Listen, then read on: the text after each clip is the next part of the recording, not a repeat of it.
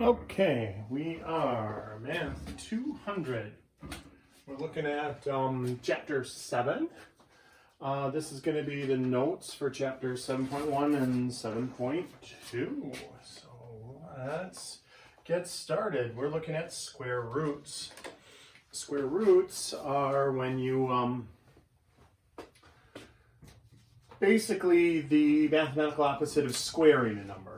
So if you think about a square's root, this is where the word comes from. If I had a square with area 49 and I wanted to know the square's root, that would be 7, because 7 times 7 is 49. So it's basically asking you what number times itself gives you that number, all right?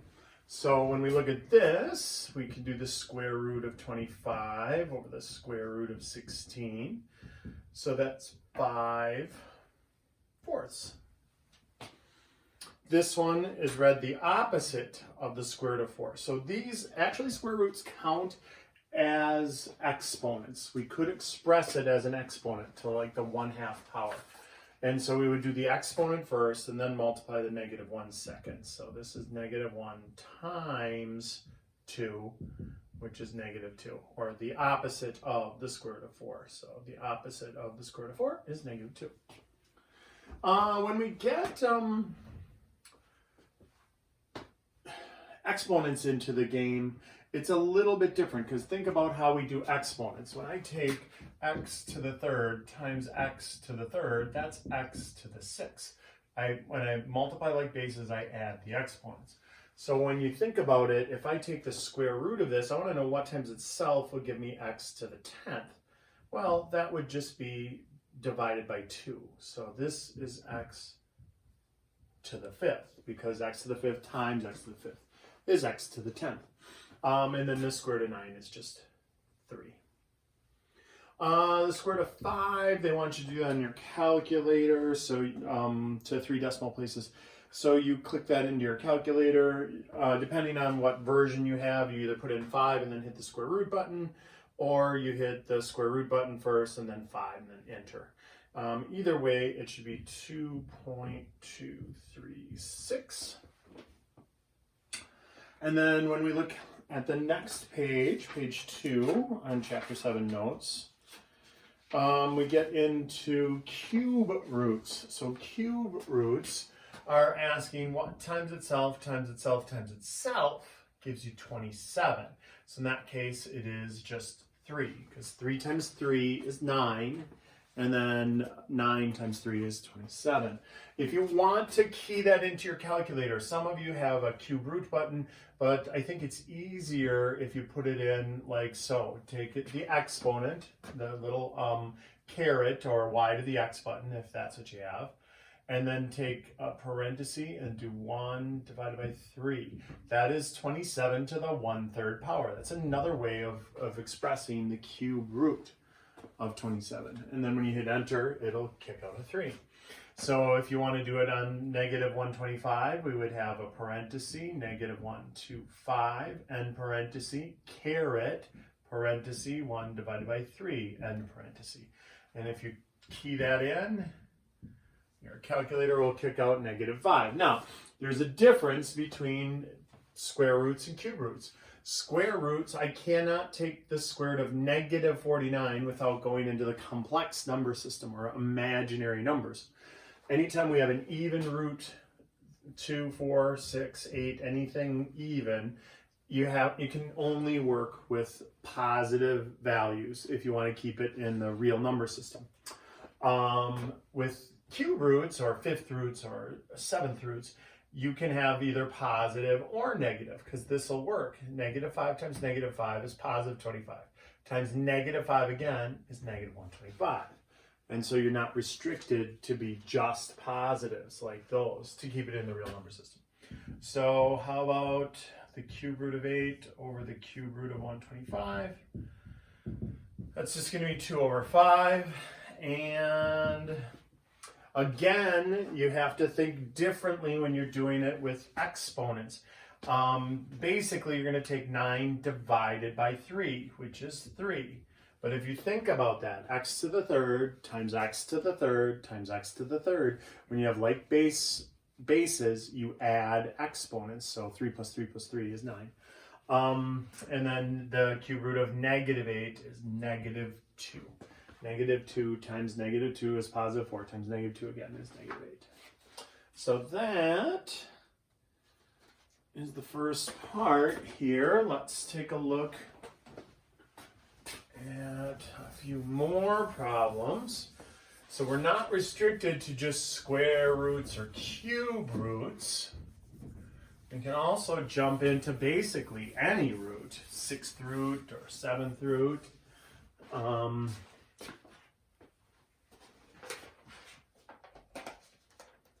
So let's take a look here. We've got the 6th root of 64.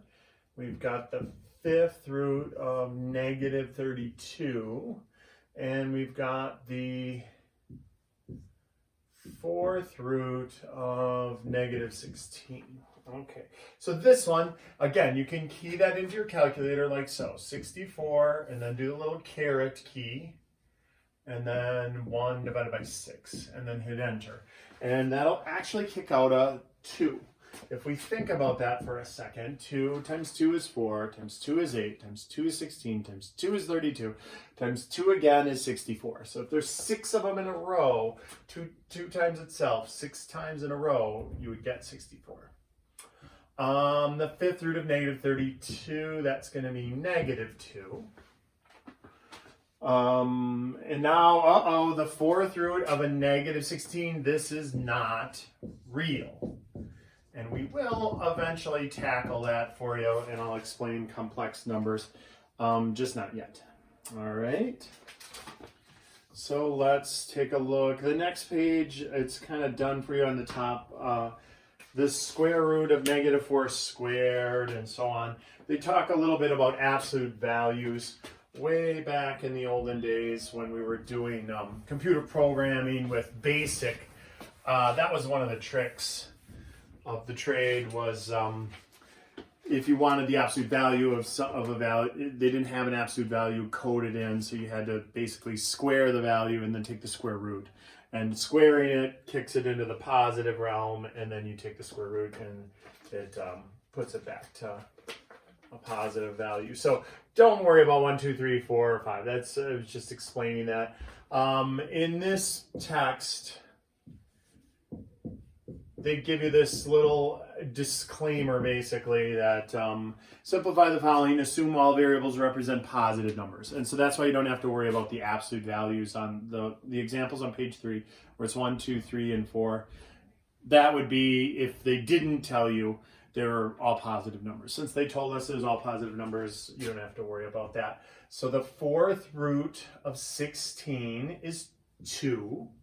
And the 4th root of x to the 8 is x squared. 8 divided by 4 is 2. Remember, that would be this times itself 4 times would get you x to the 8th. Well, actually, 2x squared times itself 4 times in a row is 16x to the 8th. All right, let's look at 2. The opposite of the 5th root of 32a to the 5th over b to the 15th. Okay, so this opposite, we're going to put in a little bit of a holding pattern. That's -1 times whatever we get here. So the 5th root of negative 32 is -2. The 5th root of a to the 5th is a to the 1st. The 5th root of b to the 15th is b to the 3rd. And so now let's pretty that up a little bit. We have negative times negative, that's positive 2a over b to the 3rd. So that is our final answer for that problem. All right, so let's take a look at page 4. Again, they're talking about the absolute value. You don't really have to worry about that.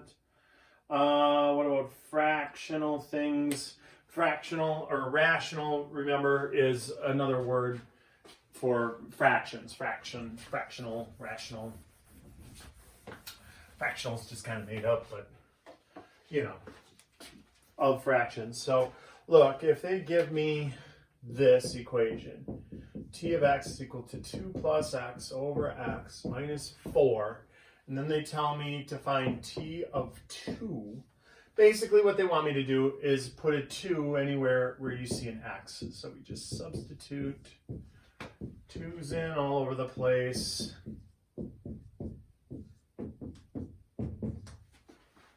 And negative 2. So t of 2,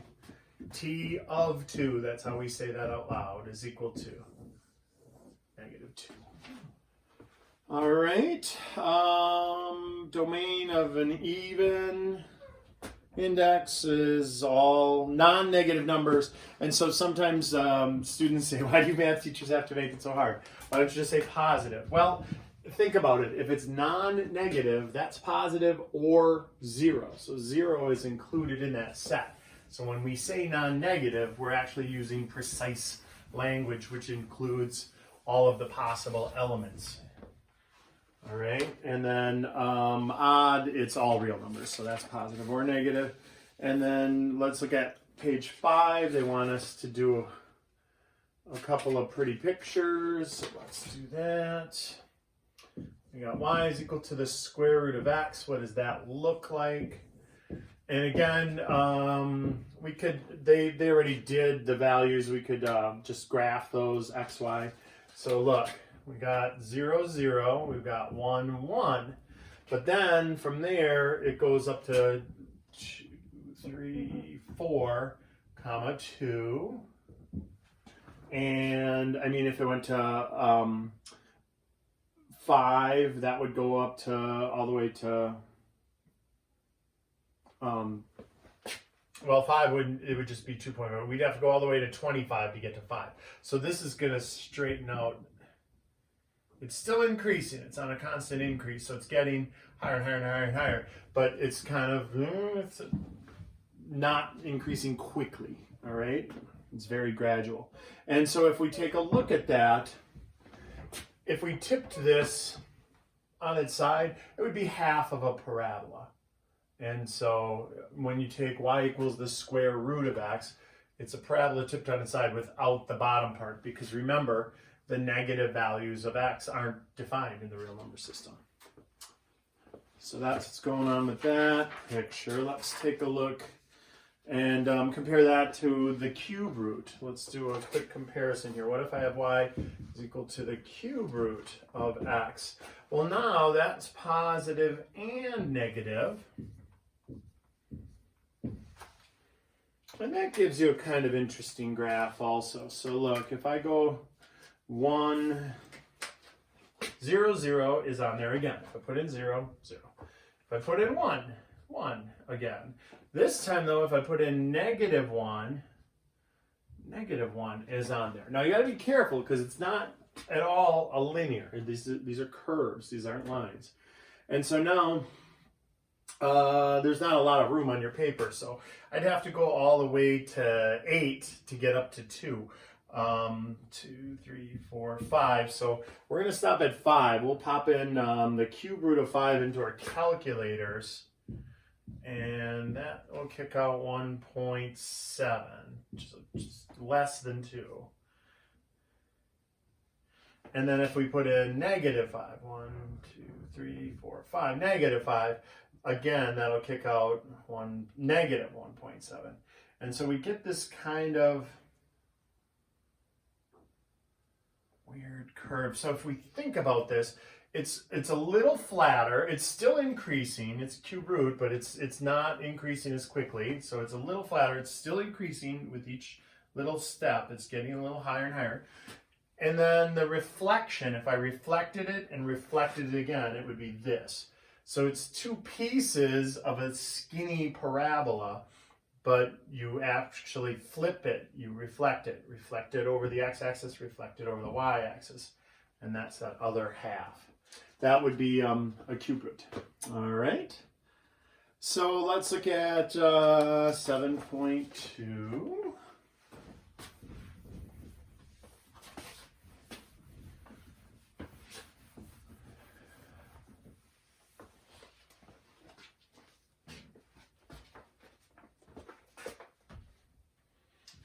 We got 81 to the 1/4 power. And again, if I did that, that would be the 4th root of 81, which would be 3. So this, again, that's a good way to use your calculator, enter it into your calculator. If I wanted to use my calculator for this, I would do that. And then hit enter, and it would kick out a 3. If we wanted to confirm that, 3 times 3 is 9, times 3 is 27, times 3 again is 81. So that is the 4th root of 81. The 3rd root of 64. 4th root of x. So that one, they just want me to write it.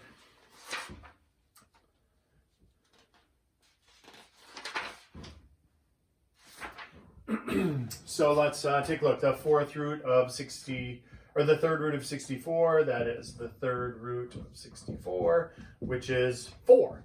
4 times 4 is 16, times 4 again is 64. The 4th root of x would just look like this, and we couldn't do anything with that. If we wanted to discuss the domain, like what x can be, a list, remember, domain is a list of everything that x can be. That would be 0 to positive infinity, all non-negative numbers. So 0 to positive infinity would be what's going on there. All right, so let's continue here on 7-2.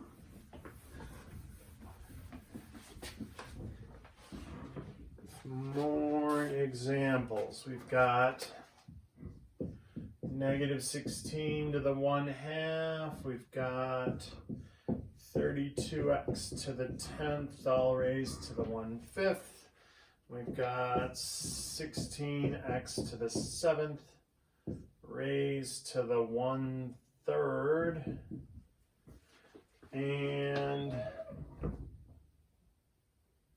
well, let's work with these. So how this one works, remember, -1 is in a holding pattern. It isn't included. Like this, the 32 is included. Here, the -1 is not. And so we take the square root of 16, that's -1 times 4.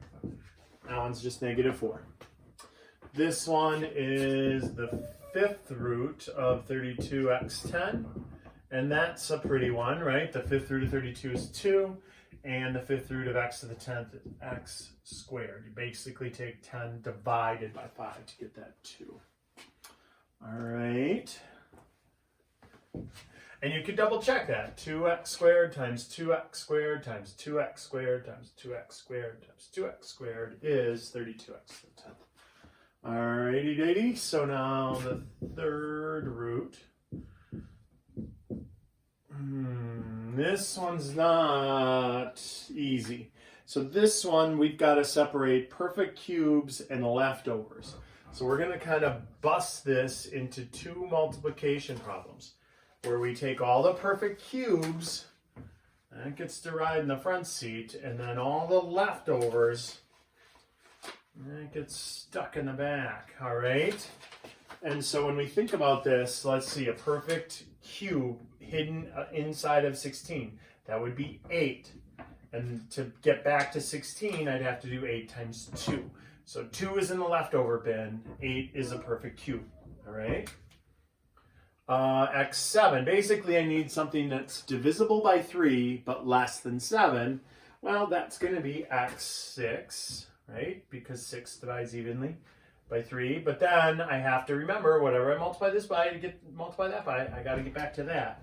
So I need another x there. So this perfect cube, 8x6, and this leftover 2x.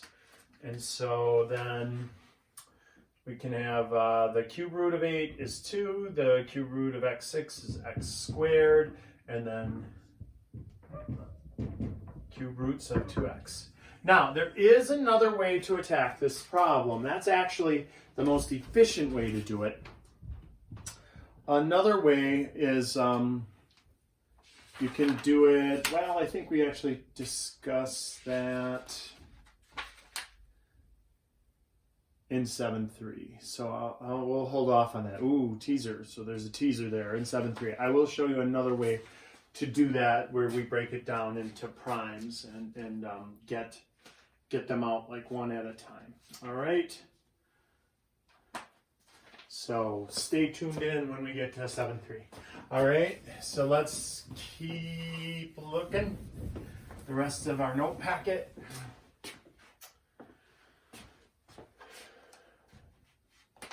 So we've got, let's see, 4 to the 3 halves. We've got -8 to the 4 thirds. We've got 3x plus 7 to the 7 thirds. So if we do this, that is whatever's on bottom is outside. So that's a square root. Whatever's on top is inside. All right.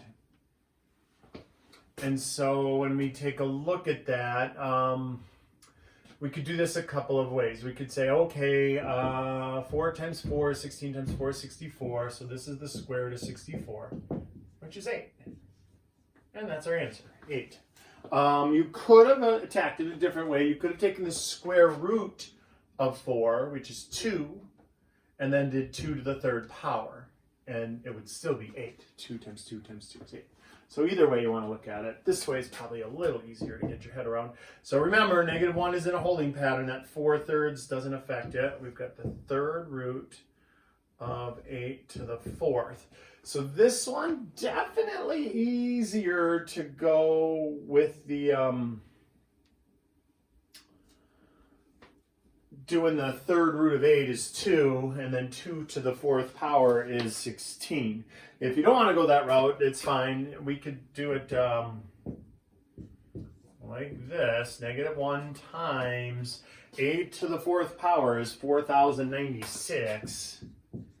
And then you'd have to use your calculator for that. I can't imagine you're looking at that going, well, of course, that's just 16 times 16 times 16.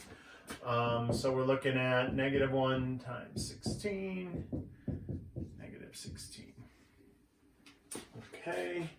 And then this one is the 3rd root of 3x plus 7 raised to the 7th power. And again, we could break that into 2 pieces again and think about this as the 3rd root of 3x plus 7 to the 6th power times the 3rd root of 3x plus 7 to the 1st power. And then 6 divided by 3 is 2. So we're looking at 3x plus 7, quantity squared, times the cube root of 3x plus 7. Not the easiest to get your head around. That one's really abstract. It's a little easier when we have those numbers in front of us. And again, in 7-3, I'll show you a little easier way, I think, to understand those. So let's look at page 8.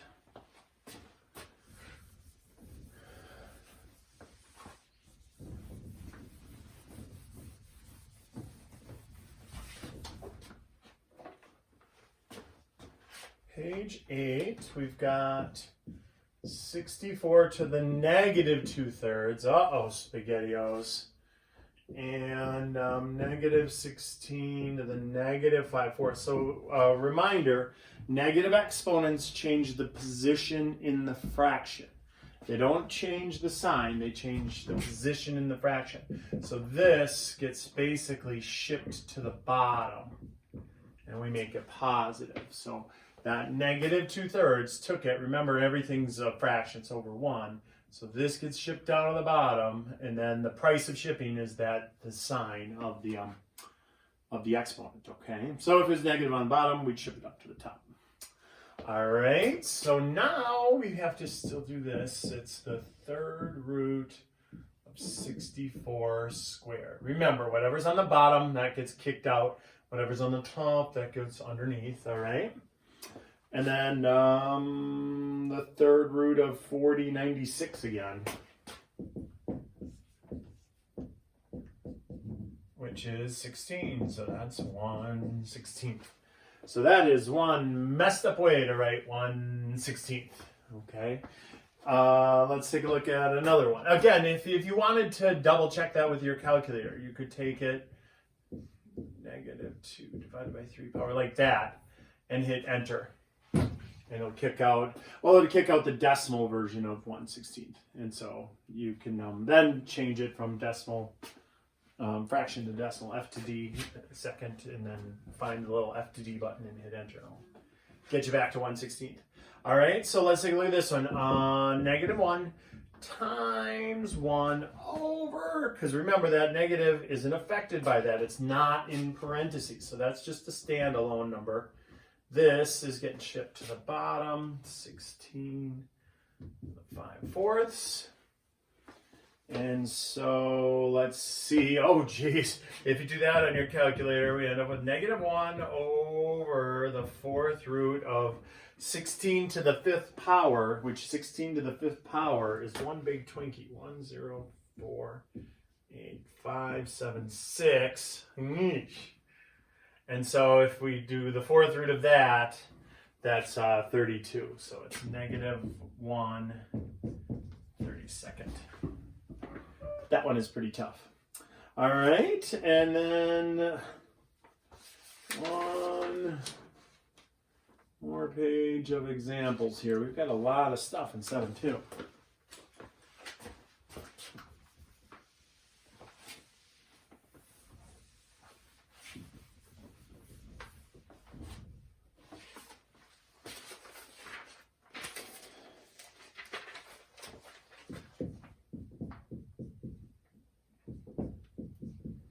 So remember, when we're multiplying fractions, or when we're multiplying like-based things, we add the exponents, except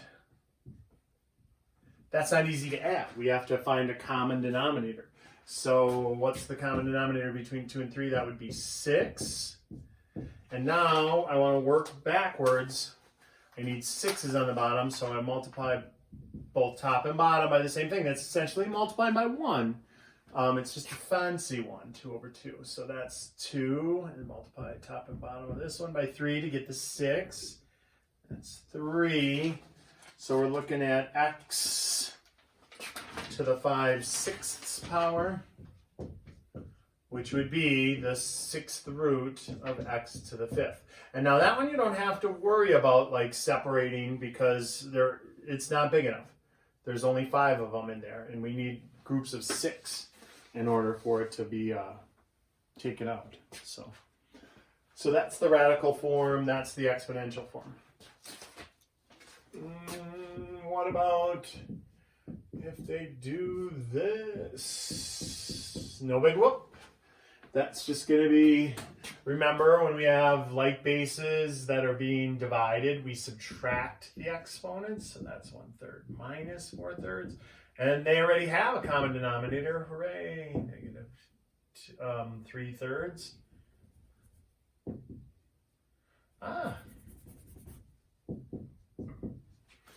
And then that's to 7 to the -1 power, which would be 1 over 7 to the 1st, which would just be 1/7. All right. Let's press on here.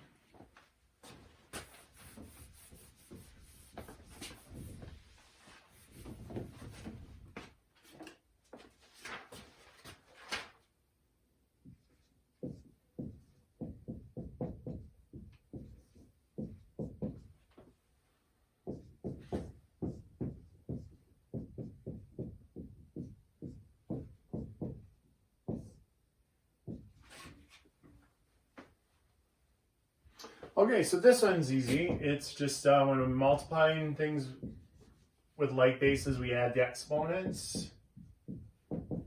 And they already have a common denominator, so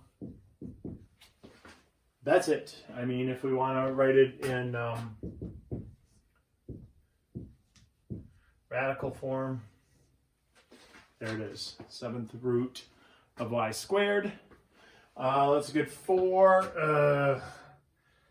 32 to the 1/5 power. We could just do that in our calculator. That's 2. But now let's remember, when there's nothing there, there's a 1 there. So 2 to the first power, if you will. And now when we have a power raised to a power, and it's just a single term like this, we multiply. So we get 2 to the third, x to the, remember multiplying fractions, numerator times numerator, denominator times denominator, top times top, bottom times bottom, and then reduce. So 8x squared at the end of the day. Alrighty. And here, can we squeak 5 in there? No, 5 is a little too intense. We need a little more board to do 5. Let's do 5.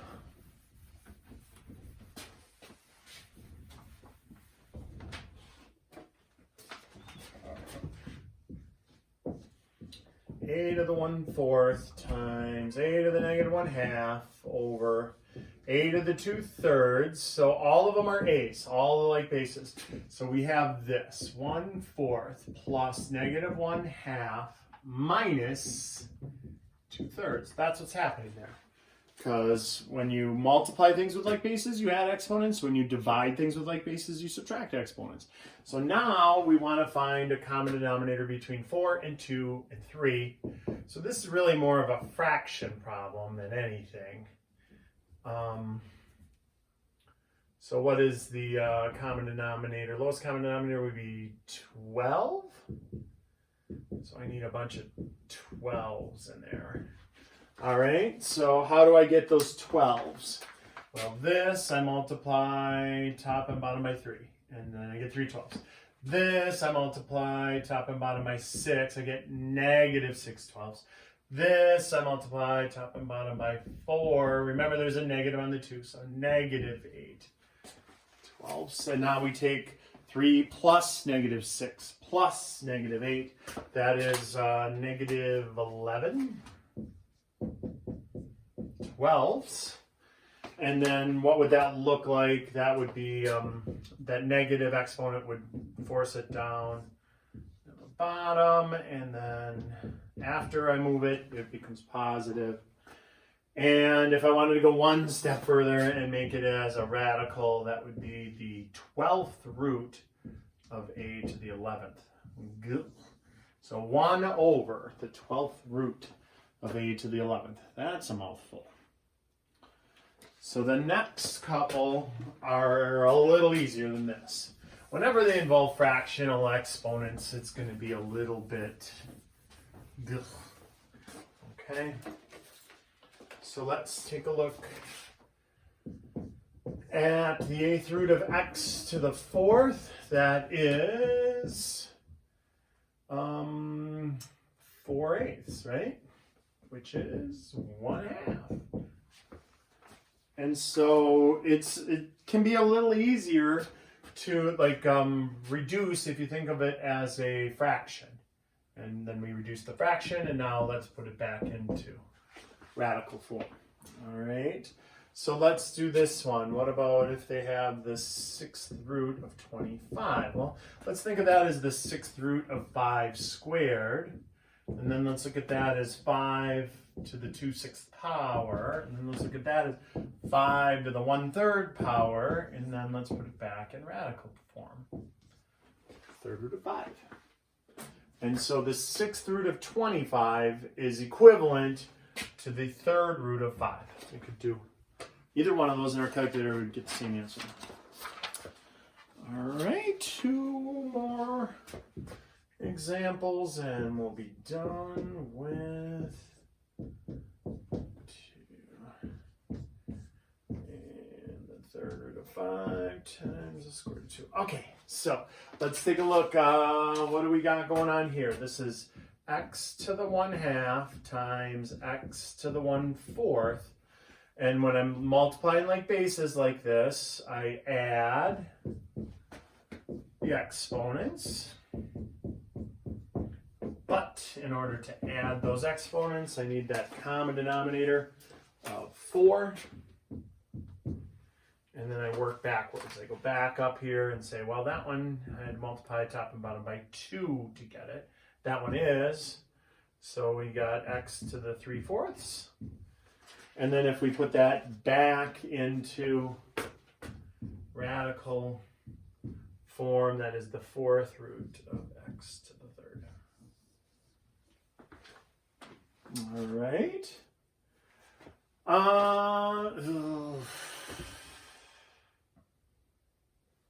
So this one